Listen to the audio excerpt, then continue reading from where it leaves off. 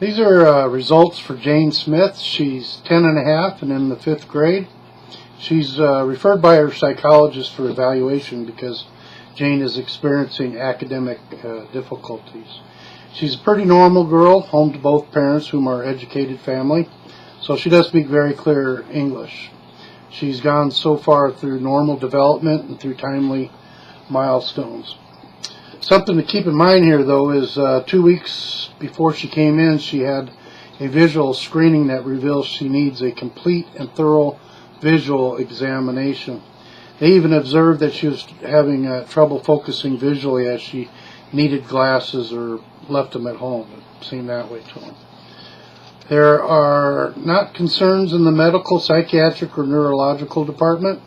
No illicit drugs. It's not an issue. She's still an innocent 10-year-old. She started her academic career head-on with pre-kindergarten and preschool and also half-day kindergarten program.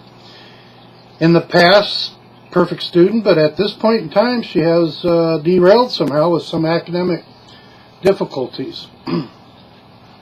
The results from the WIC 4, we have a young girl whose overall thinking and reasoning abilities exceed 42% of those her age. Her verbal and nonverbal are in average range. Specifically, her verbal reasoning skills are in the average range and above 61% of her peers. Her specific nonverbal reasoning is average, but above 55% of her peers. Here's the thing. The Perceptual Reasoning Index, measuring nonverbal concept, visual perception and organization, visual motor coordination, learning ability to separate figure and ground in visual stimuli. Her performance here is less equally developed. This means processing visual material quickly is an ability that she performs poorly in compared to just verbally reasoning. Having a good performance is dependent upon visual discrimination and visual motor coordination. Learning involves processing, like reading. She's not processing at a normal speed, which makes understanding more time consuming. This weakness in just simple visual scanning leaves less time for moving on to new material. She did great for strength on test for nonverbal reasoning, but the test where she was weak was organizing visual information. She was weak where the task is influenced by visual spatial perception and visual perception fine motor coordination. As of now, she's in the average range when compared to her peers, but before the difficulty came along, she very well could be above average. They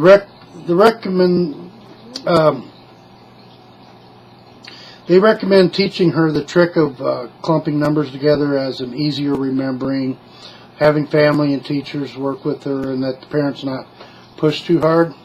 My recommendation is she get back to the eye doctor and get glasses to correct her vision, bring her back to 100%, and everything else will fall into place.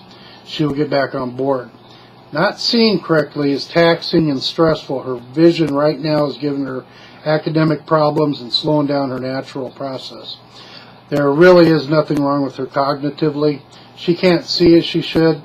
I see her squinting myself when she was in there testing. She probably gets headaches and tired of it.